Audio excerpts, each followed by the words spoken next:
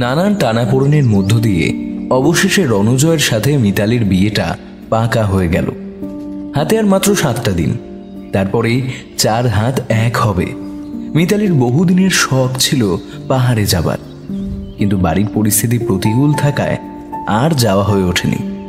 রণজয় বলেছে হানিমুনে কার্শিয়াং যাবে। রণজয়ের কথা শুনে খুশির অন্ত ছিল না মিতালির।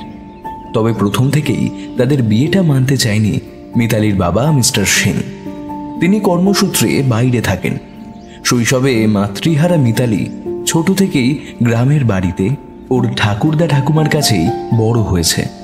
শহরের কলেজে পড়াশোনা করলেও শহুরে আদব কায়দা রীতিনীতিতে সে তেমন একটা অভ্যস্ত নয়। রণজয় খোদ শহরের ছেলে, তাই মিতালির বাবার মনে দ্বিধা ছিল বিয়ের পর নতুন পরিবেশের সাথে মেয়ে যদি অ্যাডজাস্ট করতে না পারে। দুশ্চিন্তায় পড়ে গেছিলেন তিনি। মিতালির মনে অবশ্য সেসব নিয়ে বিন্দুমাত্র চিন্তা ছিল না। সে গ্রামের মেয়ে হলেও যোগ্যতার দিক থেকে কোনো অংশে কম নয়। ফিজিক্সে অনার্স নিয়ে পড়ছে, ফাইনাল ইয়ারের ছাত্রী সে। ইতিমধ্যে বেশ কয়েকবার রণজয়ের সাথে তাদের বাড়িতেও গেছে। সেখানে সকলেই বেশ আন্তরিক।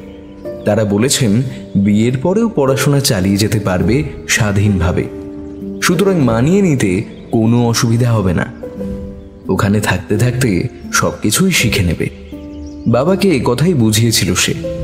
মেয়ের কথা শুনে মিস্টার সেন আর আপত্তি করেননি, বিয়েতে রাজি হয়ে গেলেন। বিয়ের কথা পাকা হবার পর থেকেই মিতালি শুধু দিন গুনছে। রণজয়কে নিয়ে তার অনেক আশা। রণজয়ও তার চাওয়া পাওয়ার কদর করে। মনে মনে একটা সুখী পরিবারের স্বপ্ন দেখে মিতালি।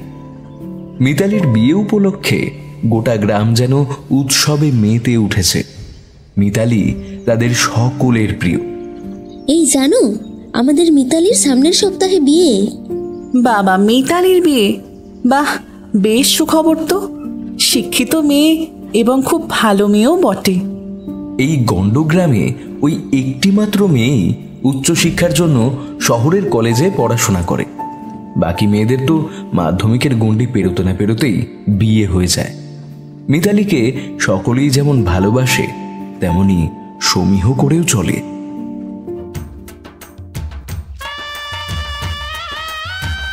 আজ তার বিয়ের দিন।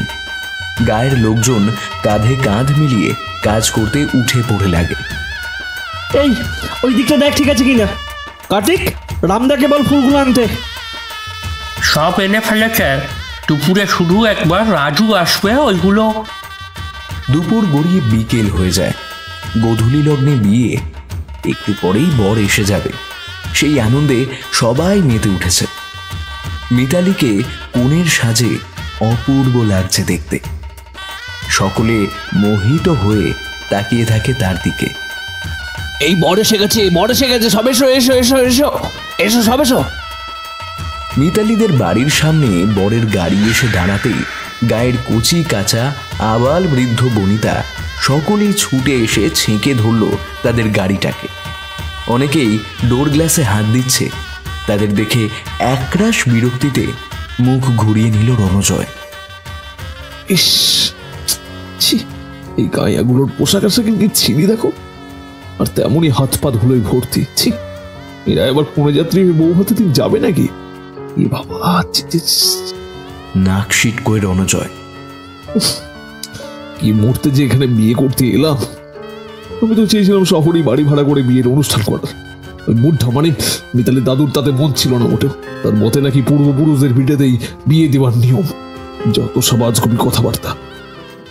রণজয় যখন এসব কথা ভাবছে এমন সময় তার ঘাড়ের কাছে একটা ঠান্ডা নিঃশ্বাস পড়ে। রণজয়? কে যেন মিষ্টি সুরেলা কণ্ঠে তার নাম ধরে ডাকছে। একটা মেয়ের গলা। রণজয় প্রথমে চমকে ওঠে। গলাটা কেমন যেন চেনা চেনা লাগে তার। পরক্ষণেই তার মনে হয় এই অজ গায়ে আবার এত মিষ্টি করে কে তার নাম ডাকবে। ডাকলেও তাতে একটা দেহাতি গ্রাম্য টান থাকবে। তাছাড়া মিতালির জেঠিমা কাকিমারা বরণডালা নিয়ে হাজির হয়েছে। নানা রকম স্ত্রী আচারে ব্যস্ত রয়েছে তারা। সকলে গাড়ির কাছেই দাঁড়িয়ে আছে, তার সাথে কথাও বলছে। তাহলে অযথা কেউ তার নাম ধরে কেন ডাকতে যাবে? ধর, কি সব ভুলভাল ভাবছি। সেই ভোর থেকে সারাদিন নানান ধকল যাচ্ছে, তার উপর এতক্ষণ জার্নি করে মাথাটাই গেছে একদম। ধর, ও সব মনের ভুল হবে, তাছাড়া কিছুই নয়। কিছুক্ষণের মধ্যেই মিতালির আত্মীয় স্বজনরা তাকে খাতির যত্ন করে নিয়ে গেল ভিতর বাড়িতে। রণজয়ের সাথে বরকর্তা হিসেবে তার ছোট মামা সৌমেন এসেছে। বরযাত্রীর বাসটা বেশ পিছিয়ে পড়েছে, এখনো এসে পৌঁছয়নি। সবাই রণজয়কে নিয়ে ব্যস্ত হয়ে পড়েছে। লোকজনের ঠাসাঠাসি ভিড়ের মধ্যেই রণজয়ের মামা সৌমেনের চোখ পড়ল মিতালির খুড়তুতো বোন চাঁপার উপরে। গ্রামের মেয়ে হলেও বেশ ভরভরস্ত চটকদার চেহারা। ব্যস্ততার ফলেই হোক কিংবা যৌবনের উত্তাপে এই শীতেও তার ঘাড়ে গলায় বিন্দু বিন্দু ঘাম জমেছে। চাপা বিবাহিতা, শাড়ির আঁচল সরে গিয়ে বক্ষ বিভাজিকা আর ফিনফিনে ব্লাউজ পরা বাম বুকের কিছুটা অংশ একপাশ থেকে উকি মারছে। চাপা ফ্যাশন করে নাভির নিচে শাড়ি পরেছে। গোল চাকতির মতন নিটোল নাভিদেশ স্পষ্ট দেখা যাচ্ছে। রণজয় বিয়ের আসরে বসে পড়েছে। আগে পিছে ভিড় ঠেলে সৌমেন একইভাবে গিলতে থাকে চাপার সেই উছলে পড়া যৌবনকে। চাপা অনেক আগেই আর চোখে ব্যাপারটা লক্ষ্য করে আরো বেশি শরীর দেখাবার অছিলায় আর মোড়া ভাঙতে থাকে। বক্ষযুগল উদ্ধত হয়ে যেন ঠেলে বেরিয়ে আসতে চাইছে। সৌমেন দৃশ্যটা তাড়িয়ে তাড়িয়ে উপভোগ করে। এমন সময় হঠাৎ কয়েকজন অল্প বয়সী মেয়ে হাসির ফোয়ারা তুলে সৌমেনকে ধাক্কা মেরে চলে যায়। সৌমেন সেই ধাক্কা সামলাতে না পেরে ভিড় ঠেলে একেবারে চাপার গায়ের উপর হুমড়ি খেয়ে পড়ে। কিছু লোক এক রাশ বিরক্তি নিয়ে ফিরে তাকায়। পরক্ষণেই আবার চোখ সরিয়ে নিয়ে বিয়ের অনুষ্ঠান দেখতে ব্যস্ত হয়ে পড়ে। সৌমেন জিভ কেটে সরি বলতেই চাপা মুচকি হাসে। সেই হাসিতে যে লজ্জার সাথে যৌনতাও মিশে আছে সৌমেনের তা বুঝতে বাকি থাকে না। ধাক্কার চোটে উভয়ের শরীরের স্পর্শকাতর অঙ্গগুলো ঘর্ষণের ফলে উদ্দীপিত হয়ে ওঠে। চাপার চোখ মুখ উত্তেজনায় লাল হয়ে গেছে। গাঁয়ের বধূ হলেও চাপা যথেষ্ট সাহস রাখে। সৌমেনের দিকে কয়েক সেকেন্ড তাকিয়ে থেকে বাইরের দরজার দিকে এগিয়ে যায়। তারপর পিছন ফিরে তাকে চোখের ইশারায় ডাকে। সৌমেন একটু এদিক ওদিক ভালো করে দেখে নিয়ে চাপার দিকে এগিয়ে যায়। সৌমেন দরজার কাছে পৌঁছতেই চাপা একটু দূরে দাঁড়িয়ে আম বাগানের দিকে যেতে ইশারা করে। সৌমেন যেন হাতে স্বর্গ পায়। এত সহজে যে সবকিছু হয়ে যাবে তা সে ভাবতেও পারেনি।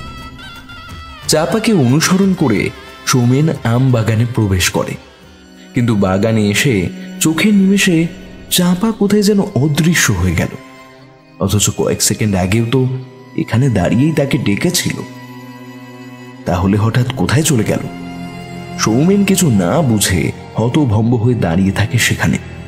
সবেমাত্র সূর্যাস্ত হয়েছে, তবু গাছপালার ঠাসাঠাসি ভিড়ে বাগানের ভিতরটা আবছা অন্ধকারে ছেয়ে গেছে।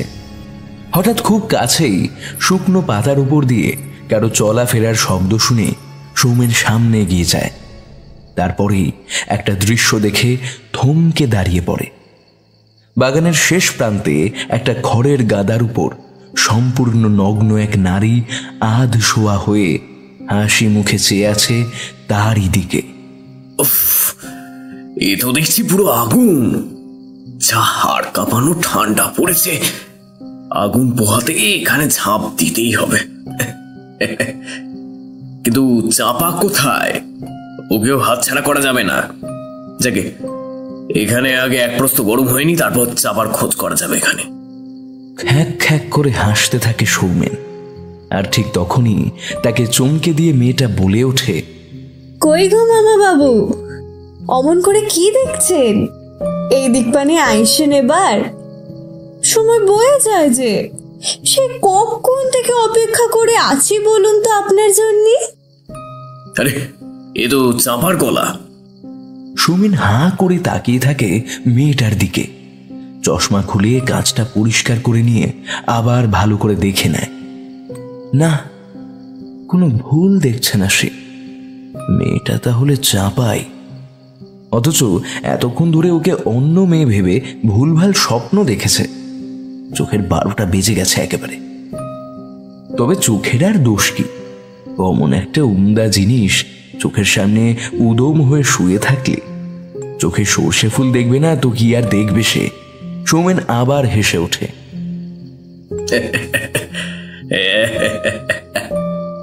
তার আর তর্স হয় না, এক লাফে খড়ের গাদায় উঠে পড়ে।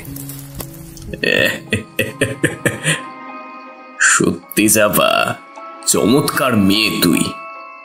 এমন গতন নিয়ে কতদিন আর একা কাটাবি বল? রনর কাছে শুনেছি তোর স্বামীর নাকি বদলির চাকরি।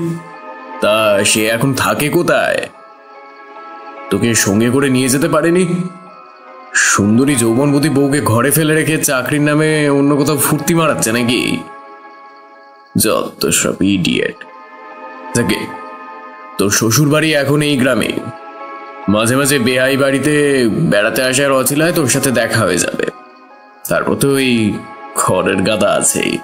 কে খুশি তো? চাপার দিক থেকে কোনো উত্তর আসে না, হাসি শোনা যায় শুধু। কয়েক সেকেন্ডের মধ্যেই সৌমেনের গায়ের উপর এলিয়ে পড়ে চাপা। দারুণ খুশি হয় সৌমেন। ইতিমধ্যে সন্ধে নেমে গেছে, অন্ধকার ঘনিয়ে এসেছে চারপাশে। চাপাকে ভালো করে দেখা যাচ্ছে না, শুধু অনুভব করছে তাকে। ওদিকে বিয়ে বাড়ি থেকে ঘন ঘন শাঁখের আওয়াজ আর উলুধ্বনি ভেসে আসছে। আলকাতরার মতন চাপ চাপ অন্ধকারে ক্রমশ রাত বাড়ছে, সাথে ঝিঝি পোকার কলরব। ওদিকে চাপার আদর বেশ মনোপুত হলেও সৌমেনের হঠাৎ খেয়াল হলো চাপার যেন কোনো বিরামই নেই। নানান কৌশলে সে সৌমেনকে গোগ্রাসে গিলে খাচ্ছে। এক টানা প্রতিক্রিয়ায় সৌমেনের বুক হাঁপড়ের মতো ওঠানামা করছে। ইতিমধ্যে কিছুক্ষণের জন্য তার তন্দ্রা এসে গেছিল। হঠাৎ একটা বিশ্রী হাড় মটকানোর শব্দে চটকা ভেঙে গেল। কিন্তু তারপরেই সে যা দেখল তাতে মনে হলো তার হৃৎপিণ্ডটা বুঝি এক লাফে গলার কাছে উঠে আসবে এখনই। গাছের ফাঁক ফোকর দিয়ে খয়াটে চাঁদের মলিন আলো এসে পড়েছে খড়ের গাদার উপর। সৌমেন টের পেল চাপা ভেবে এতক্ষণ যার সাথে সে সঙ্গমে লিপ্ত হয়েছিল সে আসলে কোনো মানুষই নয়। এতক্ষণ ধরে বিভৎস নারী মূর্তি বা নরকঙ্কালকে জড়িয়ে শুয়েছিল সে। তার কোটরাগত চোখ দুটোয় মনির কোনো অস্তিত্বই নেই, সেখানে কেবল ক্রোধের আগুন জল জল করে জ্বলছে। প্রচণ্ড আতঙ্কে নড়াচড়া করার ক্ষমতাটুকুও হারিয়ে ফেলেছে সৌমেন। গলা দিয়েও অন্য কোনো আওয়াজই বেরোচ্ছে না, শুধু গোঁ গোঁ শব্দ করে জ্ঞান হারিয়ে লুটিয়ে পড়ল সেখানে। ওদিকে বিয়ের অনুষ্ঠান শেষ হয়ে গেছে। বরযাত্রীরা অনেকক্ষণ আগেই এসে গেছে। তাদের কয়েকজন সৌমেনকে মিতালিদের বাড়ির কোথাও খুঁজে না পেয়ে গ্রামের রাস্তা ধরে সদরের দিকে এগোতে থাকে। আমবাগানের কাছাকাছি এসে রাস্তা একটা নস্যির ডিবে পড়ে থাকতে দেখে রণজয়ের মাস্তুতো ভাই সঞ্জয়ের সন্দেহ হলো। রাস্তা থেকে সেটা কুড়িয়ে নিয়ে বলল, হে কি, এ তো ছোট মামার নস্যির ডিবে, এখানে পড়ে আছে কেন? মামার কোনো বিপদ আপদ হলো না তো? এমন সময় বাগানের ভিতর থেকে একটা গোঙানির মতন শব্দ কানে আসতেই সঞ্জয় দৌড়ে গেল সেদিকে। খানিক আগেই সৌমেনের জ্ঞান ফিরেছে। পরিচিত মুখ দেখে ধর্মড়িয়ে উঠে বসে। বাকিরাও চলে এসেছে ততক্ষণে। তার অবিন্যস্ত পোশাক দেখে সবাই স্তম্ভিত হয়ে যায়। সঞ্জয় সন্দেহের দৃষ্টিতে তাকিয়ে থাকে সৌমেনের দিকে। কি ব্যাপার ছোট মামা, তুমি বিয়ে বাড়ি ছেড়ে এখানে এসেছো কেন? আর গোঙা ছেলেই বা কেন? কিছু লুকোচ্ছ নাকি আমাদের কাছে? সাফ সাফ বলো তো দেখি, তোমার কি হয়েছিল? তেমন কিছু নয় রে ভাগনা। বিয়ে বাড়ির ভিড়ে শ্বাস প্রশ্বাস নিতে অসুবিধা হচ্ছিল বলে আমি একটু মুক্ত বায়ু সেবন করতে এসেছিলাম। তারপর ঘুরতে ঘুরতে এই আমবাগানের ভিতরে এসে খড়ের গাদা দেখে বিশ্রাম নিতে বসেছিলাম। একটু তন্দ্রাও এসে গেছিল জানিস। এমন সময় একটা শিয়াল জাতীয় বন্য প্রাণীকে এখানে দাঁড়িয়ে থাকতে দেখে তাকে তাড়াবার চেষ্টা করি, কিন্তু সে একইভাবে দাঁড়িয়ে আছে দেখে ওকে একটু চমকে দেওয়ার জন্য ছুটে যেতে গিয়ে পোশাকে টান পড়েই অবস্থা হয়েছে। ও তাড়া খেয়ে চলে গেল, কিন্তু ঘরের কাতায় এসে বসতেই ও আবার ফিরে আসে। এবারে সত্যি সত্যি আক্রমণের চেষ্টা করলো। আমি ভয় পেয়ে মাথা ঘুরে পড়ে গেলাম। তারপর কথাবার্তার আওয়াজ শুনে তোদেরকে ডাকার চেষ্টা করলাম। অন্যান্য আত্মীয় স্বজনরা সৌমেনের কথায় বিশ্বাস করলেও সে যে মিথ্যা কথা বলছে সঞ্জয় তা ভালো মতন বুঝে যায়। আর কোনো প্রশ্ন না করে সৌমেনকে ধরে ধরে মিতালিদের বাড়িতে নিয়ে আসে। সকলে ব্যতিব্যস্ত হয়ে উঠবে ভেবে সৌমেনের ব্যাপারটা রণজয়কে বা মিতালিদের কাউকেই জানানো হলো না। বাকি বরযাত্রীদের বলা হলো সৌমেন মাঠে হাওয়া খেতে গেছিল, ব্যাপারটা তাই চাপা পড়ে গেল তখনকার মতো। মিতালিদের পাকা বাড়িতে অনেকগুলো ঘর, আলাদা একটা ঘরে বরযাত্রীদের থাকার ব্যবস্থা হয়েছে। সৌমেন সেখানে শুয়ে আমবাগানের ঘটনার কথাটা ভাবছিল। এমন সময় কে যেন মিষ্টি সুরেলা কণ্ঠে তাকে ডাকলো, মামা বাবু। গলার স্বরটা শুনে চমকে উঠল সৌমেন। সন্ধ্যাবেলায় আমবাগানে এভাবেই চাপা তাকে ডেকেছিল, কিন্তু আসলে তো ওটা চাপার গলা ছিল না। ওই বিভৎস নারী মূর্তির মুখেই এই ডাকটা শুনেছিল সে। তখন ঝোঁকের মাথায় সে অতটা খেয়াল করেনি। এখন তার মনে হচ্ছে এই মামা বাবু ডাকটা সে আগেও কোথাও শুনেছে, কিন্তু কোথায় শুনেছে তা কিছুতেই মনে পড়ে না তার। ওই নারী মূর্তিটা কে? কেন সে এমন চেনা সুরে ডাকছে তাকে? অথচ এখন তো সৌমেন মিতালিদের বাড়িতে। তাহলে এখনো অমন করে কে ডাকছে তাকে?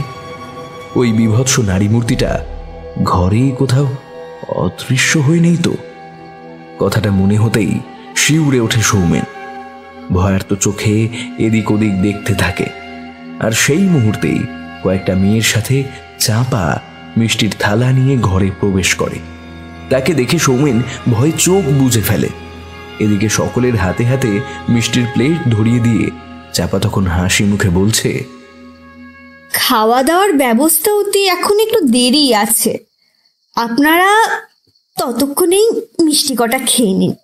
আর এই নিন চা আর শরবত, দুটোই রেখে গেলাম, যাক যেটা ভালো লাগে খেয়ে নেবেন, লজ্জা করবেন নি যেন। মামা বাবু, আপনি এমন চোখ বুজে শুয়ে আছেন কেন? ঘুম পাচ্ছে নাকি? আগে খাবারটা খেয়ে নিন দেখিনি। বলতে বলতে চাপা সৌমেনের হাতে প্লেটটা ধরিয়ে দিয়ে সেখানেই দাঁড়িয়ে থাকে। চাপার আতিথেয়তায় সকলেই বেশ প্রসন্ন হয়েছে, কিন্তু সৌমেন খাবারের প্লেট হাতে সাহস করে চোখ তুলে তাকাতেই আবার সেই নারী মূর্তির মুখের ছায়া দেখতে পেল চাপার মুখের মধ্যে। প্রচণ্ড ভয়ে বুকের রক্ত হিম হয়ে গেল তার। তবুও একঘর লোকের সামনে নিজেকে কোনো মতে সামলে নিল সে।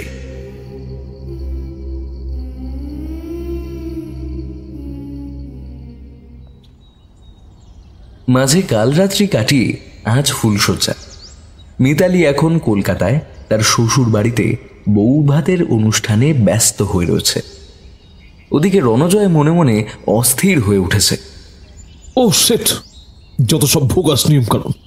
ওদিকে রাতে আবার রিসেপশন, অনুষ্ঠান মিটতে মিটতে কটা বাজবে কে জানে। বেশি রাত হয়ে গেলে ফুলসজ্জার আসল মজাটাই তো নষ্ট হয়ে যাবে। বিয়ের আগে টানা 8 মাস মিতালির সাথে তার প্রেমের সম্পর্ক থাকলেও সিনেমা হলে হাতে হাত, বড়জোর কাঁধে হাত রেখে গালে আলতো ঠোঁটের ছোঁয়া, এছাড়া আর কিছুই জোটেনি। মিতালির কথায় কিছুটা গ্রাম্য টান থাকলেও সৌন্দর্যের ব্যাপারে তার কোনো তুলনা নেই। তাছাড়া শিক্ষাগত যোগ্যতাও কোনো অংশে কম নয়। আরও কয়েকজন গার্লফ্রেন্ড থাকলেও লোকের চোখ ধাঁধিয়ে দিতে মিতালিকেই বিয়ের প্রস্তাব দিয়েছিল সে। অন্যান্য বান্ধবীদের মতন সাতঘাটের জল খাওয়া মেয়ে নয় মিতালি। এমন টাটকা তাজা মেয়েকে বিছানায় তোলার মজাই আলাদা। উফ, কখন যে সেই সময়টা আসবে। এক মনে এসব কথাই ভাবছিল রণজয়। সম্বিত ফিরে পেল সৌমেনের ডাকে। ভাগনা, কি অত ভাবছো? এখন অনেক কাজ আছে, চলে এসো চলে এসো। সৌমেনের কথা মতন রণজয় তার সাথে চলে গেল।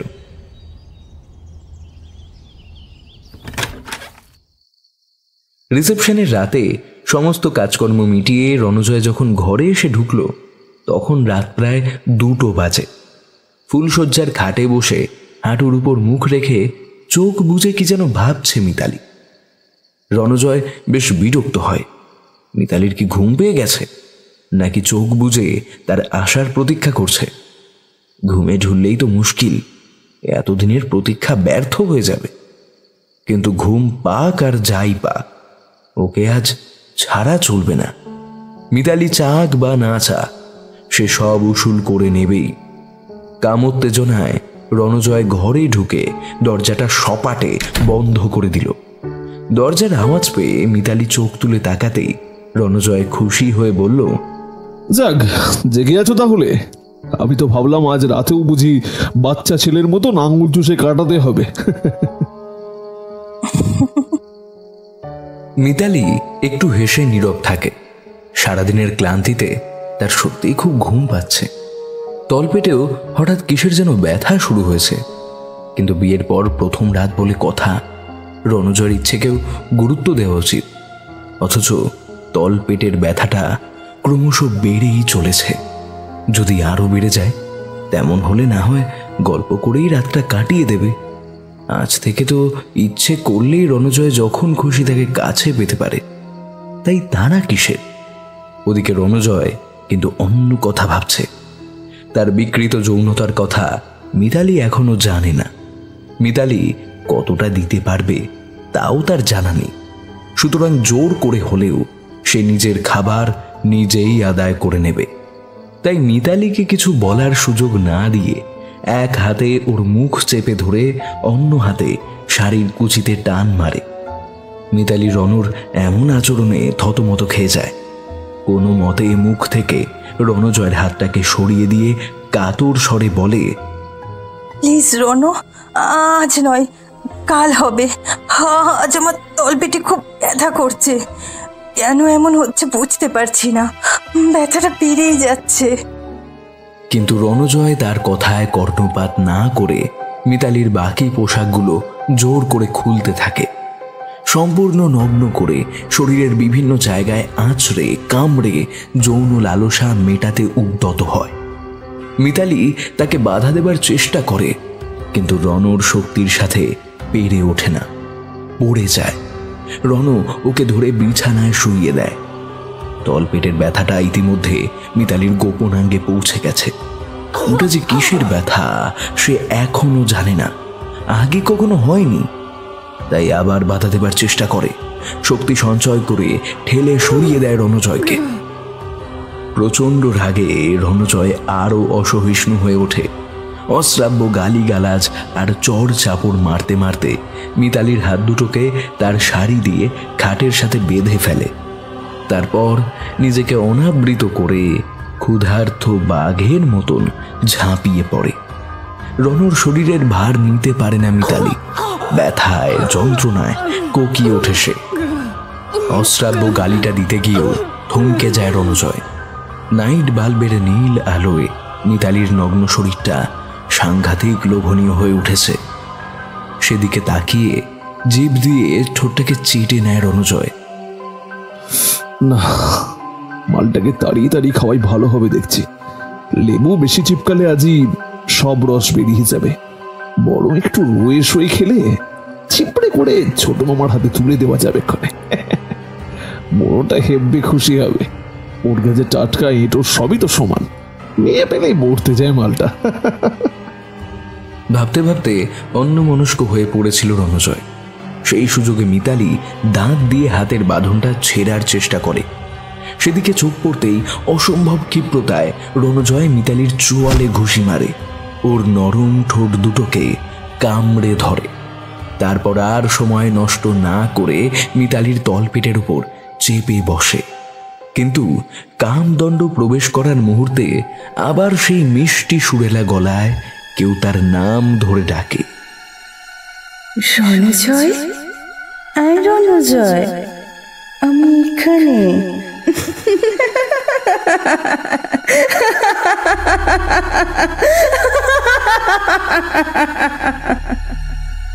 রণজয় ভয় পেয়ে যায়। এই ঘরে সে আর মিতালি ছাড়া তৃতীয় কোনো ব্যক্তি নেই। তাহলে তার নাম ধরে কে ডাকছে, কে হাসছে এভাবে?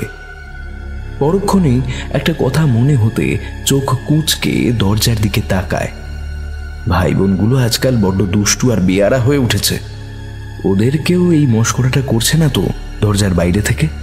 কিংবা হয়তো খাটের তলায় ঘাপটি মেরে লুকিয়ে আছে? তবেই তো সর্বনাশ। কিন্তু খাটের তলায় কেউ থাকলে মিতালির চিৎকার শুনে বেরিয়ে আসতো এতক্ষণে। তারা তো আবার তাদের নতুন বৌদি অন্ত প্রাণ। কথাটা ভাবা মাত্র রণজয় মিতালিকে ছেড়ে প্রথমেই দরজার দিকে ছোটে, কিন্তু ছিটকিনি খুলে তারও দেখা পায় না। করিডোরে একটা আবছা আলো জ্বলছে শুধু। গোটা বাড়িটা নিস্তব্ধ নিঝুম হয়ে আছে। তাহলে কি ওরা দরজা খোলার আওয়াজ পেয়ে পালিয়ে গেছে? কিন্তু তাই যদি হয় তাহলে অন্তত হাসির শব্দ বা পায়ের আওয়াজ পাওয়া যেত। বাইরে কেউ নেই। খাটের তলাটা এখান থেকে স্পষ্ট দেখা যাচ্ছে, ওখানেও কেউ নেই। সে বেশ নিশ্চিন্ত হলো। কিন্তু ঘরের দরজাটা বন্ধ করতেই আবার সেই ডাকটা শুনতে পেল। রণজয়, আয় রণজয়।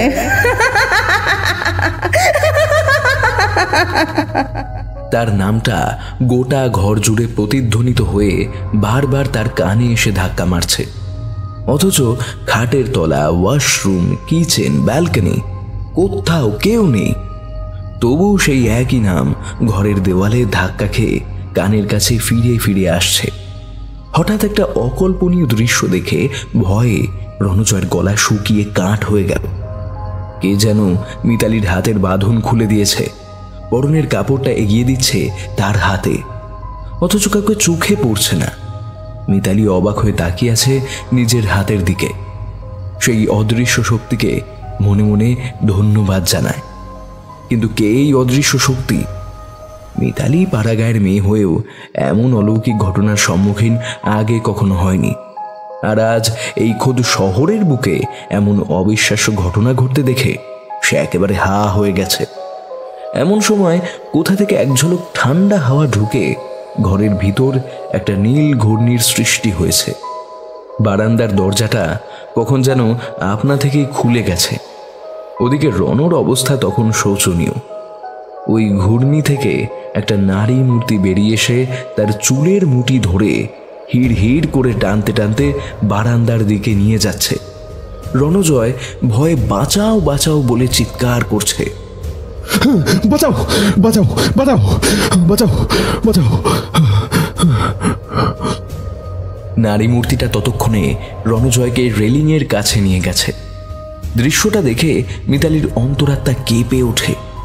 সেই নারী মূর্তি রণজয়কে দু হাতে তুলে নিচে ছুঁড়ে ফেলে দেবার মুহূর্তে মিতালি ছুটে যায় সেদিকে। সেই অশরীরীর উদ্দেশ্যে হাত জোর করে নিজের স্বামীর প্রাণ ভিক্ষা চায়। ওকে ছেড়ে দিন, ও ভুল করে ফেলেছে, আর কখনো এমন করবে না। নারী মূর্তিটা মুহূর্তের জন্য থমকে যায়। তারপরেই একটা ভয়ানক হুঙ্কার ছেড়ে রণজয়কে মিতালির পায়ের কাছে আছড়ে ফেলে। সেই ভয়ঙ্কর বিভীষিকাকে চোখের সামনে দেখে রণজয় ঠকঠক করে কাঁপতে থাকে। প্রচণ্ড আতঙ্কে স্তব্ধ হয়ে যায়। মিতালি তাকে মেঝে থেকে তুলে ঘরে নিয়ে ক্রুদ্ধ চোখে তাকিয়ে থাকে রণজয়ের দিকে। ভয়ে ভয়ে সেদিক থেকে চোখ সরিয়ে নিয়ে রণজয় মিতালির হাত দুটো ধরে বারবার ক্ষমা চাইতে থাকে। 14 তলার উপর থেকে পড়লে তার শরীরটা ধূলিসাৎ হয়ে যেতে 1 সেকেন্ডও সময় লাগত না। লজ্জায় অনুতাপে অস্ফুট সে বলে ওঠে, আমাকে আমাকে ক্ষমা করো মিতালি, কথা দিচ্ছি, কথা দিচ্ছি, আর আর কখনো এমনটা হবে না।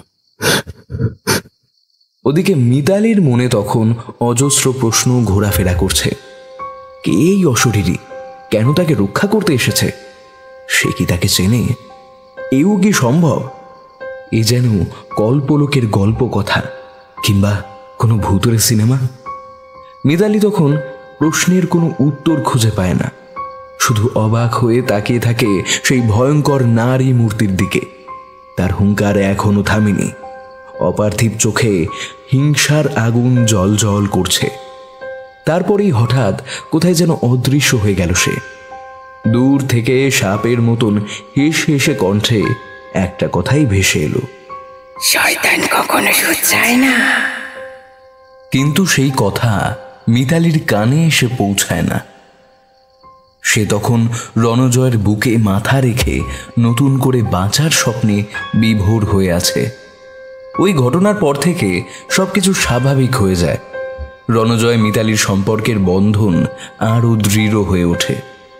এদিকে রণজয়ের বিয়ের দিন চাপা ভেবে কার সাথে যে সঙ্গমে লিপ্ত হয়েছিল আজও তার কোনো কুল কিনারা করতে পারেনি সৌমেন। কে সেই নারী মূর্তি? কেন সে চাপার রূপ ধরে এসেছিল? কেন তাকে খড়ের গাদায় ডেকে নিয়ে এমন ভয় দেখালো সে? আর সেই চেনা ডাকটা বারবার কেন শুনেছিল? সেদিন আসল চাপার মুখেও কেন সেই নারী মূর্তিটাকে দেখেছে? তবে চাপা কিন্তু সত্যিই বেশ আকর্ষণীয়। ওর ওই ঢলঢলে যৌবন ছুঁয়ে দেখার স্বাদ হয়।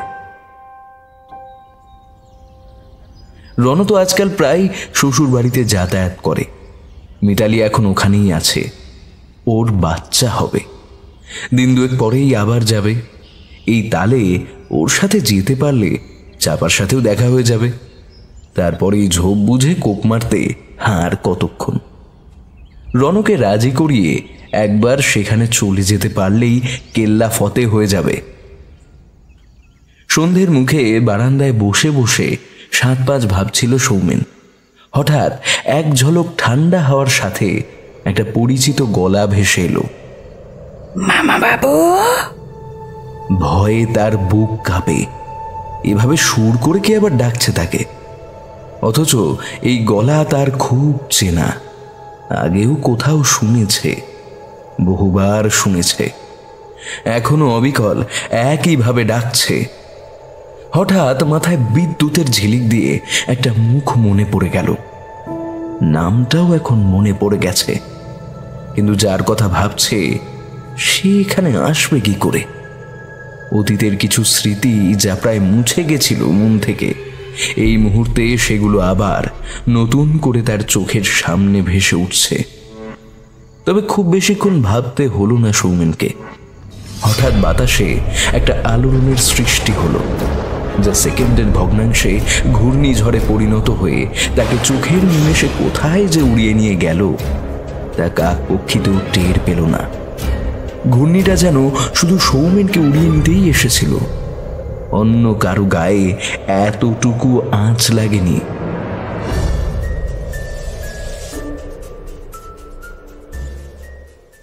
বিয়ের পর বছর ঘুরতে না ঘুরতেই মিতালি মা হতে চলেছে। সে যে এত তাড়াতাড়ি কনসিভ করে যাবে তা নিজেও ভাবতে পারেনি।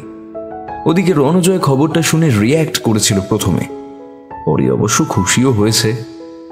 প্রথম ৩ মাস গ্রামের বাড়িতে কাটালেও রণজয়ের মা রমলা দেবীর নির্দেশে মিতালিকে কলকাতায় নিয়ে আসা হয়েছে। রমলা দেবীর ইচ্ছে বংশের প্রথম সন্তান শহরের নার্সিংহোমে ভূমিষ্ঠ হবে। গ্রামীণ হাসপাতালের ওপর ওনার বিন্দু মাত্র ভরসা নেই। শাশুড়ি মায়ের আদেশে মিতালি তাই আবার কলকাতার বাড়িতে চলে এসেছে। মিতালি খুব খুশি। আর মাত্র কয়েকটা মাস, তারপরেই তার আর রণজয়ের সন্তান পৃথিবীর আলো দেখবে। শ্বশুর বাড়িতে তার আদর যত্নের কোনো ত্রুটি ছিল না। সেখানে বেশ ভালোভাবেই কাটছে দিনগুলো। রণজয় নিজেও মিতালির প্রতি যথেষ্ট কেয়ারিং। ফুলশয্যার রাতে দেখা সেই চরম স্বার্থপর বিকৃত রুচির মানুষটা একেবারেই পাল্টে গেছে ওই দিনের পর থেকে। মিতালি সেই ঘটনার স্মৃতিচারণ করে এখনো মাঝে মাঝে আঁতকে ওঠে। তবে সেই অশরীরীকে আজও মনে মনে ধন্যবাদ দেয়, স্মরণ করে। ওই দিনের পর থেকে আর কখনো সে দেখা দেয়নি। রণজয়কে নিয়েও নতুন কোনো সমস্যায় পড়তে হয়নি তাকে। কিন্তু খুব শীঘ্রই যে আবার সেই অশরীরীর দেখা পেয়ে যাবে মিতালি তা স্বপ্নেও কল্পনা করেনি। এর মধ্যেই একদিন মিতালির শ্বশুর বাড়িতে জ্যাঠাতুতো ননদের বিয়ের নিমন্ত্রণ পত্র এলো।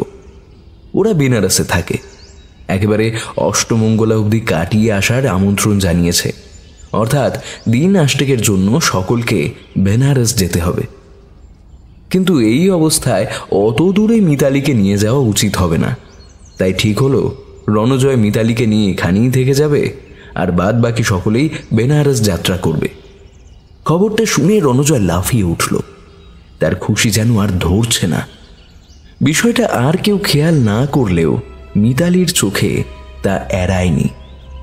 এত খুশির কারণটা মিতালি ঠিক বুঝতে পারে না, তাই মনটা খচখচ করতে থাকে। সে ঠিক করে রাতে শুয়ে রণজয়কে জিজ্ঞেস করে নেবে, কিন্তু সেদিন অনেক রাত পর্যন্ত ল্যাপটপে অফিসের কাজ করেছে রণজয়, তাই প্রশ্নটা করার সুযোগ পায়নি মিতালি। তারপর নানান ব্যস্ততায় সেটা ভুলেও গেল এক সময়। অবশেষে নির্দিষ্ট দিনে বেনারস রওনা দিল সকলে। বাড়ি ফাঁকা হতেই রণজয় বাগানের মালি আর রান্নার লোককে কয়েকদিনের জন্য ছুটি দিয়ে দিল। এমনকি এই কদিন মিতালিকে দেখাশোনা করার জন্য রমলা দেবী যে মেয়েটিকে রেখে গিয়েছিলেন তাকেও কিছু টাকা পয়সা দিয়ে বাড়ি পাঠিয়ে দিল। রণজয়ের হাবভাব দেখে মিতালির খটকা লাগলো ভীষণ, কিন্তু এসব নিয়ে প্রশ্ন তুলতেই রণজয় তাকে বিশ্রীভাবে ধমক দিল। অযথা প্রশ্ন করো না মিতা, আমি যা করেছি ভেবে চিন্তেই করেছি। এই কদিন একটু নিজের মতো থাকতে চাই, রান্না বান্নার পাঠ থাকবে না, হোম ডেলিভারি দিয়ে যাবে। শুধু সকালের দিকে জি এসে রোজগার মতন ঘর মুছে বাসন মেজে চলে যাবে। বাকি লোকজন এখন ছুটিতে থাক, বাবা মা ফিরে গেলে খবর দেওয়া হবে। আর হ্যাঁ, আজ থেকে আমি আলাদা ঘরে থাকবো, তুমি তোমার ঘরেই থেকো। আমি কি করছি, কোথায় যাচ্ছি, কি খাচ্ছি, এসব ব্যাপারে নাক গলিও না একদম, ঠিক আছে? এতে কিন্তু তোমারই মঙ্গল, মাথায় রেখো। আচমকা রণজয়ের এমন রূঢ় ব্যবহারে মিতালি স্তব্ধ হয়ে যায়। এ কোন রণকে দেখছে সে? হঠাৎ এই পরিবর্তনের কারণ কি? মিতালি নিজের ঘরে ঢুকে কান্নায় ভেঙে পড়ে। রণর সাথে তাদের ভাবী সন্তানকে নিয়ে যে স্বপ্ন সে দেখেছে তা কি সত্যি ভেঙে চুরমার হয়ে যাবে? তাহলে রণু এতদিন তার সাথে নাটক করেছে, কিন্তু রণুর মা, বাবা, ভাই, বোন সকলেই যথেষ্ট ভালোবাসে তাকে, অথচ স্বামী হয়ে রণু তাকে এভাবে দূরে সরিয়ে দিচ্ছে। বিছানা আঁকড়ে চোখের জলে ভাসছিল মিতা। হঠাৎ তার সমস্ত চিন্তা ভাবনায় ছেদ ঘটিয়ে নিচ থেকে হর্নের আওয়াজ ভেসে এলো। মিতালি কান্না থামিয়ে সঙ্গে সঙ্গে ছুটে গেল জানালার কাছে। রণর গাড়ি থেকে একটা মেয়ে নামছে। মিতালি মেয়েটাকে চেনে, রণর অফিসের অ্যাসিস্ট্যান্ট ম্যানেজার মিস তৃষা রয়। কিছুদিন আগে একটা পার্টিতে তৃষার সাথে আলাপ হয়েছে। মিতালি ভেবে পেল না হঠাৎ তৃষাকে বাড়িতে আনার কারণ কি। রণু আজ অফিসেও যায়নি, সারাদিন পশ্চিমের ঘরে বসে ওয়ার্ক ফ্রম হোম করেছে। তৃষার হাতে এইমাত্র কয়েকটা ফাইল দেখেছে সে। এখন তো বিকেল গড়িয়ে গেছে, তাহলে কি অফিসের কোনো ইম্পর্ট্যান্ট ইস্যু সলভ করার জন্য তৃষাকে অফিস থেকে পিক আপ করে এনেছে? হয়তো সেই কারণেই রণজয় আলাদা ঘরে থাকতে চেয়ে ওকে ঘর থেকে বেরোতে বারণ করেছে। কিন্তু তাই যদি হয় তাহলে সেটা তো ভালোভাবেই বলা যেত। ওরকম ধমকে ওঠার দরকার কি ছিল? নিশ্চয়ই অফিসের কোনো টেনশনে আছে, তাই তার সাথে খারাপ ব্যবহার করে ফেলেছে। ভাবনাগুলোকে মনের মধ্যে চেপে রেখে ছলো ছলো চোখে আকাশের দিকে তাকিয়েছিল মিতালি। অথচ এর মধ্যে কখন যে সন্ধে হয়ে গেছে তা খেয়ালই করেনি সে। হঠাৎ পশ্চিমের ঘর থেকে হাসির আওয়াজ শুনে সম্বিত ফিরে পেল সে। রণজয় চাপা স্বরে কি যেন বলছে, আর তৃষা সেটা শুনে হাসছে। ত্রস্ত পায়ে নিজের ঘর থেকে বেরিয়ে কান খাড়া করে ওদের কথাবার্তা শোনার চেষ্টা করল মিতালি। কিন্তু রণু এত নিচু গলায় কথা বলছে যে মিতালি নিজের ঘরের সামনে দাঁড়িয়ে কথাগুলো শুনতে পাচ্ছে না।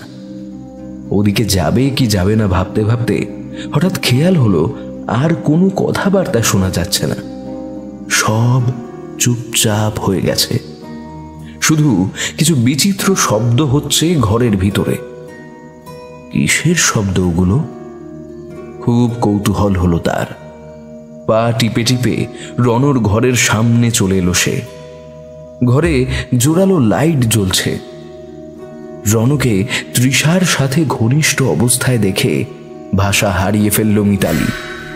ওই দৃশ্য দেখে সে ছুটে পালাতে চাইছে, কিন্তু কিছুতেই পালাতে পারছে না। তার পা দুটো যেন ওখানেই আটকে গেছে।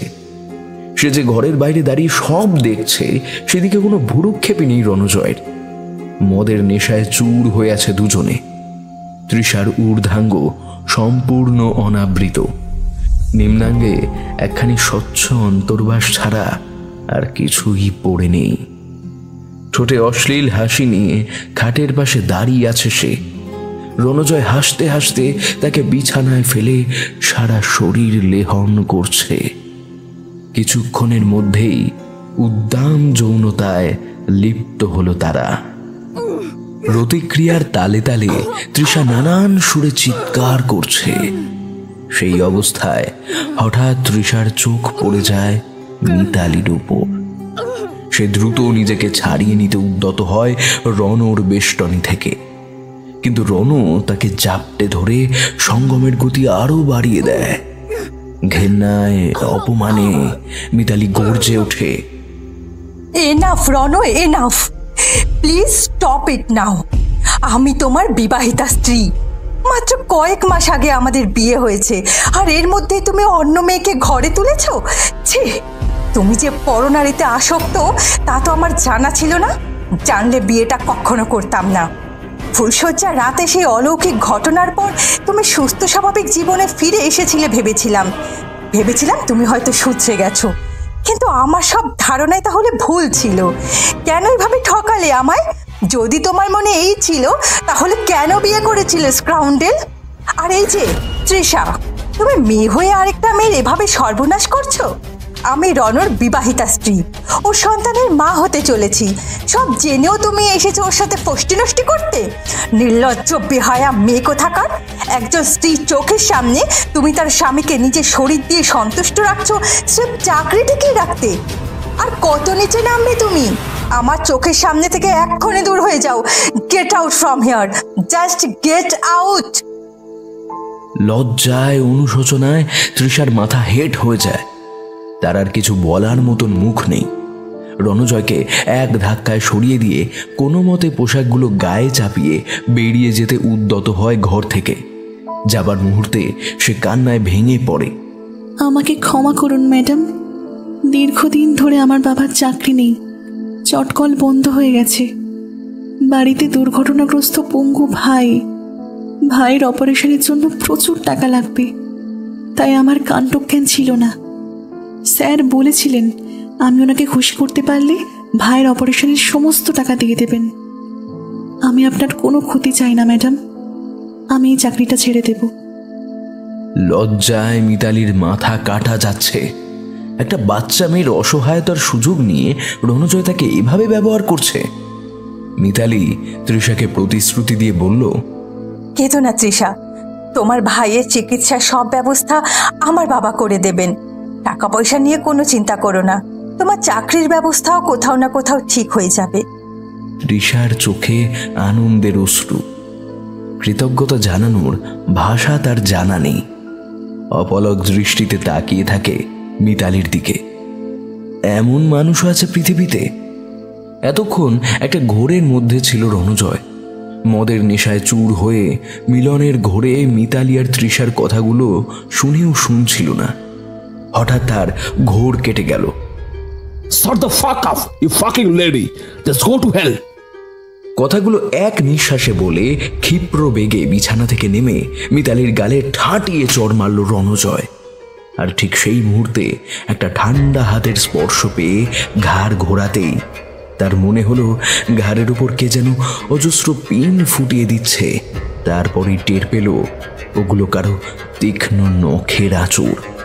কে ভাবে আঁচড় দিচ্ছে কাউকে তো দেখাই যাচ্ছে না, অথচ একটু একটু করে কেউ তার ঘাড়ের মাংস খুবলে নিচ্ছে। রণজয় যন্ত্রণায় ছটফট করছে, অথচ কোনো অদৃশ্য শক্তি তার টুটি টিপে ধরায় সে চিৎকার করতে পারছে না। সেই অদৃশ্য শক্তি দু হাতে তার মুন্ডুটাকে ধরে হ্যাঁচকা টান দিতেই ঘাড় ভেঙে কাত হয়ে ঝুলে গেল এক পাশে। একটা ধোয়াটে অবয়ব এই মুহূর্তে ঘরের ভিতর ঘুরপাক খাচ্ছে, বিকট অট্টহাসিতে ফেটে পড়েছে। ঘটনার আকস্মিকতায় মিতালি কিংকর্তব্য বিমূঢ় হয়ে দাঁড়িয়ে আছে। তৃষা ঘরের এক কোণে দাঁড়িয়ে ভয়ে ঠক ঠক করে কাঁপছে। ধীরে ধীরে সেই ধোঁয়াটা পরিণত হলো একটা অগ্নিদগ্ধ নারী মূর্তিতে।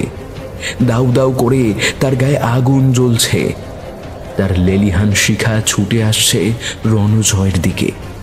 সেই ভয়ঙ্কর দৃশ্য দেখে মিতালি আর তৃষা বোবা হয়ে গেছে।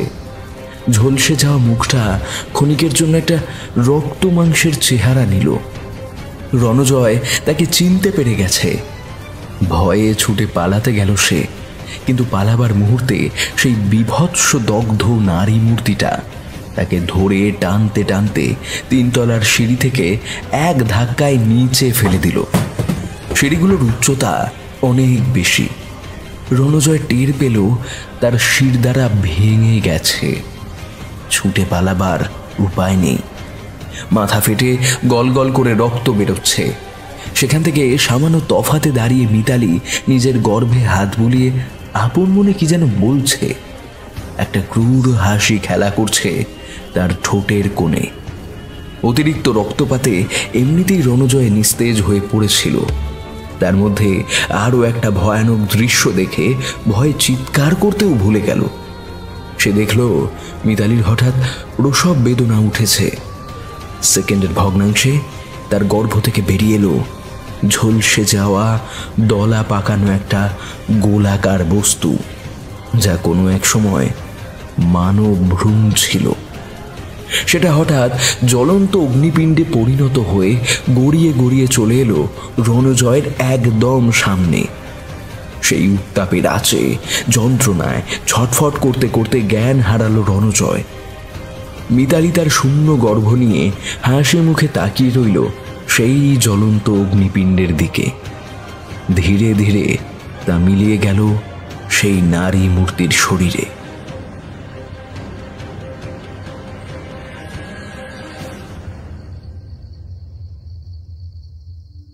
সৌমেন একটা অন্ধকার ঘরে শুয়ে আছে। ঘরে একটা 0 পাওয়ারের নাইট ল্যাম্প জ্বলছে শুধু। তার মৃদু আলো ছড়িয়ে পড়েছে ঘরের চারদিকে। একটা সুন্দরী মেয়েকে আষ্টে পৃষ্ঠে জড়িয়ে ধরে সৌমেন মনে মনে হাসছে।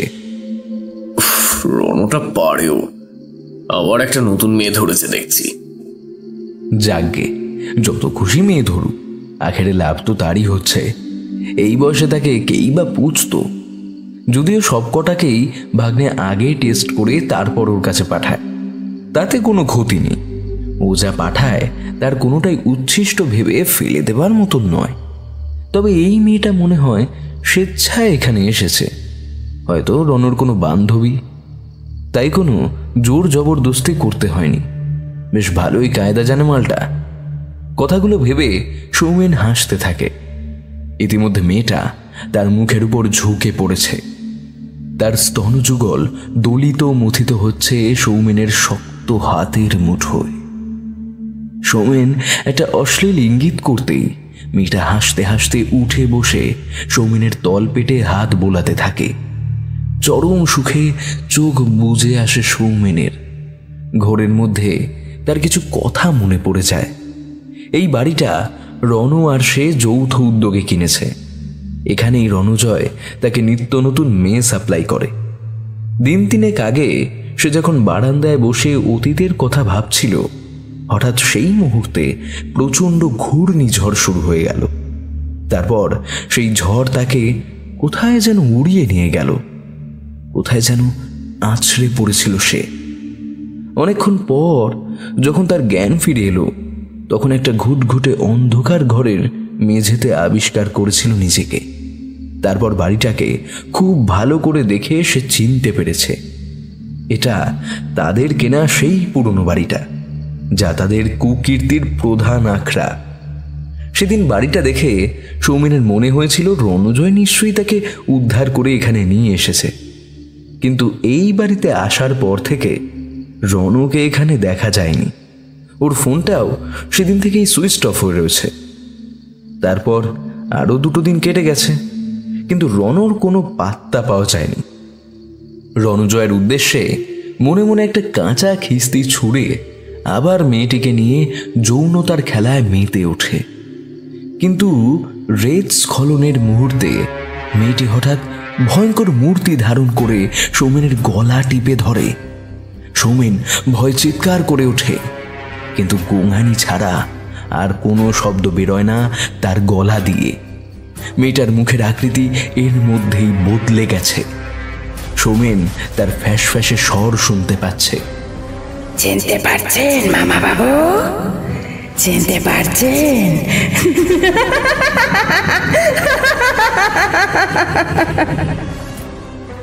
সৌমেন কাঁপতে কাঁপতে ঘর থেকে ছুটে বেরিয়ে যায়, তবু সেই কথাটাই বারবার তার কানে বাজতে থাকে।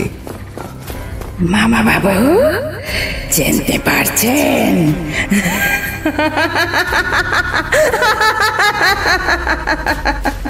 হাসির শব্দটাও সমান তালে তাড়া করে বেড়াচ্ছে।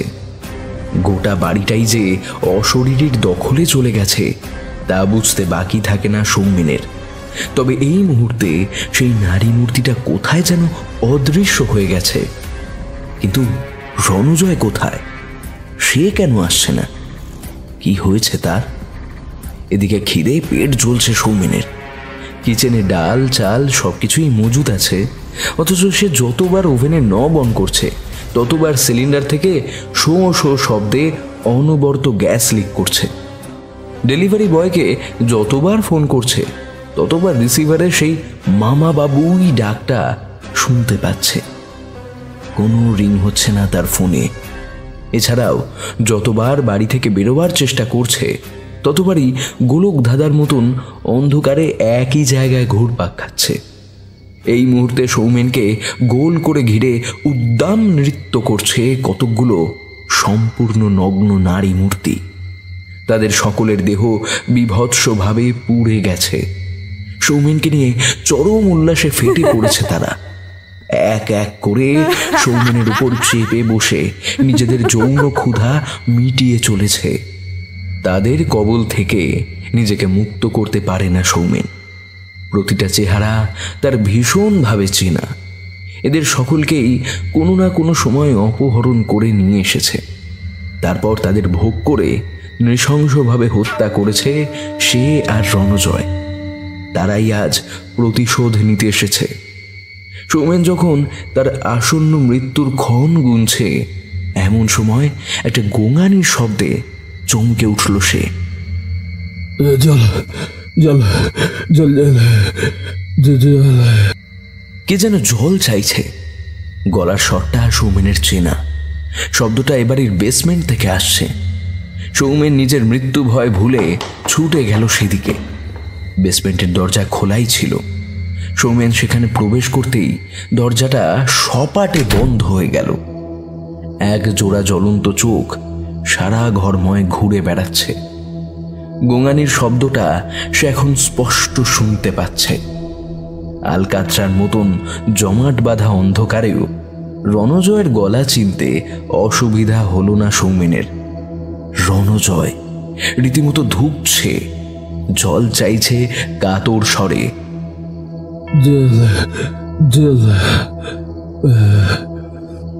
সৌমেনের মাথায় আকাশ ভেঙে পড়ে। রণজয়ের এমন অবস্থা হলো কি করে? এ তাকে বেসমেন্টে নিয়ে এসেছে। এই গোপন জায়গার কথা সে আর রণ ছাড়া দ্বিতীয় কেউ তো জানে না। রণজয় নিজেও জানে না কখন কিভাবে সে এখানে এসে পৌঁছেছে। সে তো জ্ঞান হারিয়ে তাদের বাড়ির সিঁড়ির নিচে পড়েছিল। হঠাৎ তার সেই নারী মূর্তিটার কথা মনে পড়ে যেতেই ভয়ে বুক কেঁপে উঠল। তাহলে কি ওই নারী মূর্তি তাকে এখানে নিয়ে এসেছে? একই চিন্তা সৌমেনের মাথাতেও ঘুরপাক খেতে লাগলো। ঘরের মধ্যে এক টানা নারকীয় গর্জন হয়ে চলেছে। জ্বলন্ত চোখ দুটো রণর কানের কাছে এসে বলছে, রণজয়, রণজয়, কিরে, চিনতে পেরেছিস? কি মামা বাবু, চিনতে পারছেন?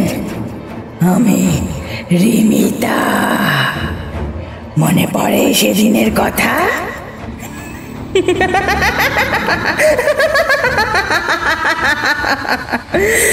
কে ভেবেছিলি তোরা পাপ করে পার পেয়ে যাবি? মিতালের মতো সহজ সরল মেয়েকে বিয়ে করে ওর জীবনটাকে নষ্ট করে দিতে চেয়েছিলি তুই। আমি পরপার থেকে ফিরে এসেছি। শয়তান কখনো শুধরায় না। আমি বলেছিলাম, মিতালি সেদিন আমার কথা শোনেনি, তোকে নিয়ে নতুন করে বাঁচার স্বপ্ন দেখেছিল। কালের নিয়মে তোদের বিয়ের দিনই আমি জেগে উঠি। আমি জানতাম তুই ওর সব স্বপ্ন ভেঙে চুরমার করে দিবি। তাই অগ্নি সাক্ষী করে মন্ত্র বলার সময় মিতালির অজান্তেই আমি ওর গর্ভে সেই অগ্নিবীজ বপন করেছিলাম, যাকে তুই আমার সাথে আমার গর্ভে পুড়িয়ে মেরেছিলি। ফুলসজ্জার রাতে ওর পেটে ব্যথা শুরু হয়। ওর গর্ভে ধীরে ধীরে বেড়ে ওঠে আমার সেই অগ্নিবীজ। তারপর তোর পাপের ঘোড়া পূর্ণ হতেই মিতালির গর্ভ থেকে বেরিয়ে এসেছে। সেই তোকে পুড়িয়ে চারকার করে দেবে।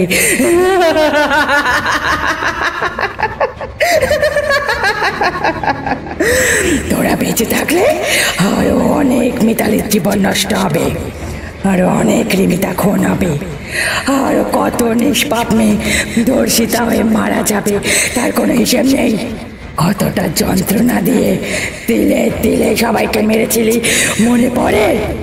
তোদের মতো নরপিশাচ পাপিষ্ঠদের বেঁচে থাকার কোনো অধিকার নেই। তোদের খতম করে তবেই আমি এখান থেকে যাব, তবেই আমার মুক্তি হবে। অতীতের কথা ভেবে চমকে ওঠে রণজয়। 8 বছর আগের কথা। রণজয় রিমিতা তখন একই ইঞ্জিনিয়ারিং কলেজে পড়ছে। প্রথম দুজনের মধ্যে একটা মিষ্টি বন্ধুত্বের সম্পর্ক গড়ে উঠলেও ধীরে ধীরে তা প্রেমে পরিণত হয়। রিমিতার আপনজন বলতে কেউ ছিল না, সে ছিল অনাথ। ফাইনাল সেমিস্টারের পর রণজয় রিমিতাকে বিয়ের প্রতিশ্রুতি দিয়ে বলেছিল সম্পূর্ণ নিজস্ব একটা ইঞ্জিনিয়ারিং ফার্ম খুলে খুব শীঘ্রই রিমিতার সাথে বিয়েটা সেরে নেবে। সব ঠিকঠাক চলছিল। একদিন মা বাবার সাথে তার পরিচয় করিয়ে দেবার অছিলায় রিমিতাকে হঠাৎ একটা ব্রিটিশ আমলের বহু পুরনো বাড়িতে নিয়ে আসে। বাড়িটা পুরনো হলেও অন্দরমহল বসবাসের উপযুক্ত ছিল। রণজয় বলেছিল এই বাড়িটা তার কোনো পূর্বপুরুষের তৈরি। রিমিতার খুব পছন্দ হয়েছিল বাড়িটা। সে রণজয়কে যেমন ভালোবাসত তেমন বিশ্বাসও করত। রণজয়ের বাবা মায়ের প্রসঙ্গ তুলতেই রণ বলেছিল গ্রামে তাদের কোনো এক জ্ঞাতি কাকা অসুস্থ হয়ে পড়েছেন হঠাৎ। সেই খবর পেয়ে ওনারা কাকাকে দেখতে গেছেন। যাবার আগে বলে গেছেন রিমিতা যেন লেডিস হোস্টেল ছেড়ে এখন থেকে এই বাড়িতেই থাকতে শুরু করে। রিমিতা খুশি মনে রণজয়ের সব কথাই বিশ্বাস করেছিল, কিন্তু রণজয় যে আসলে কোনো কুমতলব নিয়ে তাকে বিয়ে করবে, সে যে এত বড় প্রতারক এবং বিশ্বাসঘাতক তা সে ভাবতেও পারেনি। নানান অছিলায় মা বাবার অনুপস্থিতিতেই সে একদিন রিমিতাকে বিয়ে করে পাকাপাকিভাবে ওই বাড়িতে নিয়ে আসে। বিয়ের পর প্রথম কয়েক মাস খারাপ কিছু টের পায়নি রিমিতা। নতুন বিবাহিত জীবন ভালোই কাটছিল। রণজয় বেশ কেয়ারিং ছিল। তার মধ্যেই রিমিতা একদিন টের পেল সে মা হতে চলেছে। খবরটা রণকে দিতেই সে অত্যন্ত খুশি হয়েছিল, কিন্তু বাইরে আনন্দ প্রকাশ করলেও সে যে কত বড় শয়তান, ভিতরে ভিতরে কি মারাত্মক পরিকল্পনা করে রেখে দিয়েছে তা ঘুণাক্ষরেও টের পায়নি রিমিতা। তারা রেজিস্ট্রি ম্যারেজ করেছিল বটে, কিন্তু বিয়ের কাগজপত্র সব ভুয়ো ছিল। এর মধ্যে রণজয় একদিন তার ছোট মামা সৌমেনকে সেই বাড়িতে নিয়ে আসে। রিমিতাকে দেখে সৌমেনের শরীরে কামনার উদ্রেক হয়। রণজয় দিল্লিতে কনফারেন্সে যাবার নাম করে রিমিতাকে সৌমেনের কাছে একলা রেখে ওখান থেকে সরে পড়ে। সৌমেন রিমিতাকে একলা পেয়ে তার উপর সারাদিন ধরে পৈশাচিক অত্যাচার চালায়। তারপর রিমিতার রক্তাক্ত ক্ষতবিক্ষত শরীরটাকে এই বেসমেন্টে লক করে রেখে দেয়। রিমিতার নগ্ন অচৈতন্য শরীরটা ওখানেই পড়ে থাকে। সৌমেন রণজয়কে ফোন করে খবরটা জানায়। রণজয় পরের দিন এসে সৌমেনকে নিয়ে বেসমেন্টে প্রবেশ করে। একটা মৃদু অস্পষ্ট গোঙানির আওয়াজ কানে আসে ওদের। তখন সবে একটু একটু করে জ্ঞান ফিরে আসছিল রিমিতার। সেই অবস্থায় সৌমেন রিমিতার তলপেটে জোরে লাথি মারে। একটা কান ইটো করা হাসি হেসে অশ্লীল মন্তব্য ছুড়ে মারে। এই সালির দেহে তোকে দেওয়ার মতো আর কোনো দানা পানি অবশিষ্ট নেই রে রণ। মাংস মজ্জা শুষে খেয়ে পুরোপুরি উচ্ছিষ্ট করে দিয়েছি। একে রেখে লাভ কি? চল চল, একেও অন্যগুলোর মতো ঠিকানা লাগিয়ে দিই। রণু খ্যাক খ্যাক করে হাসতে থাকে। পাতালেরও তো খিদে পায়, তাই পাতালের ভোগে লাগে। সৌমেনের আর হাসি থামে না। রণজয়ও হো হো করে হাসতে থাকে। রিমিতা আর্ত কণ্ঠে কাকুতি মিনতি করে কাউকে কিছু না জানিয়ে রণজয়ের জীবন থেকে অনেক দূরে চলে যাবার প্রতিজ্ঞা করে, কিন্তু তারা রিমিতাকে বাঁচতে দেয় না। বেসমেন্টের একদিকে একটা গহ্বর খোঁড়াই ছিল। রিমিতার দেহটাকে সেখানে ছুঁড়ে ফেলে আগুন ধরিয়ে দেয়, জীবন্ত পুড়িয়ে মারে। নিজেদের কাম লালসা চরিতার্থ করে কত মেয়েকে ওই একইভাবে তারা পুড়িয়ে হত্যা করেছে তার কোনো হিসেব নেই। এই মুহূর্তে প্রত্যেকটা ঘটনায় তাদের চোখের সামনে ভেসে উঠছে এক এক করে। শির দ্বারা ভেঙে গেছে, তবু তার মধ্যেই বুকে হেঁটে বেসমেন্টে রাখা বিভিন্ন সরঞ্জামের মধ্য থেকে একটা গাইতে নিয়ে দরজা ভেঙে পালাতে চেষ্টা করে। বেসমেন্ট থেকে একবার বেরোতে পারলেই অন্য একটা গোপন দরজা দিয়ে বাইরে চলে যেতে পারবে। মনে মনে এই পরিকল্পনাই করেছিল সে। সৌমেনও আত্মরক্ষার জন্য ছুটে গেল সেদিকে, কিন্তু দরজার কাছে পৌঁছাবার আগেই নিজেদের খুঁড়ে রাখা গর্তের উপর হুমড়ি খেয়ে পড়ে একেবারে ভিতরে চলে গেল। মাটির নিচ থেকে কারা যেন হাসছে পৈশাচিক উল্লাসে। সৌমেনের দেহটাকে লুফে নিল তারা। একের পর এক দগ্ধ নারী মূর্তি এসে তাদের কাম লালসা মিটিয়ে চলে যাচ্ছে। যাবার আগে সৌমেনের শরীর থেকে কিছু মাংস ছিঁড়ে ছিঁড়ে নিয়ে যাচ্ছে। আজ তাদের মহাভোজ। তাদের প্রতিহিংসার আগুনে পুড়ে ছারখার হয়ে গেল সৌমেনের খুবলে খাওয়া শরীরটা। তার শেষ আর্তনাদটুকু মিলিয়ে গেল সেই অগ্নিগহ্বরের অতলে। রণজয়ের কিন্তু সেদিকে কোনো ভ্রুক্ষেপ নেই। সে তখন প্রাণপণে দরজা ভাঙার চেষ্টা করছে। হঠাৎ তার খেয়াল হলো কানের কাছে সেই সব নামগুলো উচ্চারিত হয়ে চলেছে যাদের ভোগ করে বিভিন্ন সময়ে সে জীবন্ত পুড়িয়ে মেরেছে। অগণিত হাত এসে তার সমস্ত পোশাক ছিন্ন করে তাকে অনাবৃত করে দিয়েছে। সকলের মুখেই হৃদয়ংসার হাসি। হাসতে হাসতে মুহূর্তে তা জিঘাংসায় পরিণত হয়ে যায়। দেহের সবচেয়ে স্পর্শকাতর অঙ্গে তাদের অপার্থে ভীমেল স্পর্শ লেগে রণজয়ের শরীরের সমস্ত রক্ত যেন জমে বরফ হয়ে যাচ্ছে। রণজয় ভয়ে চিৎকার করে ওঠে। ঘরের মধ্যে আবার সেই নীলচে আলোটা ছড়িয়ে পড়েছে। সেই গোলাকার বস্তুটা এখন একটা আগুনের গোলায় পরিণত হয়েছে। একটা নারকীয় হাসি ভেসে আসছে সেই অগ্নিবীজের ভিতর থেকে। সেই বস্তুটা হঠাৎ রণজয়ের কোমর বেয়ে পিঠের দিকে উঠতে শুরু করে দিয়েছে। সেই উত্তাপ ছড়িয়ে পড়েছে গোটা শরীরে। নরক যন্ত্রণা ভোগ করছে রণজয়। তার সাথে চোখের সামনে কতগুলো ঝলসানো হাত ঘুরে বেড়াচ্ছে। প্রতিটা হাতেই দেশলাই কাঠি। সেই কাঠিতে আপনা আপনি অগ্নিসংযোগ হয়ে যাচ্ছে গহ্বর থেকে ছুটে আসা আগুনের ফুলকি থেকে।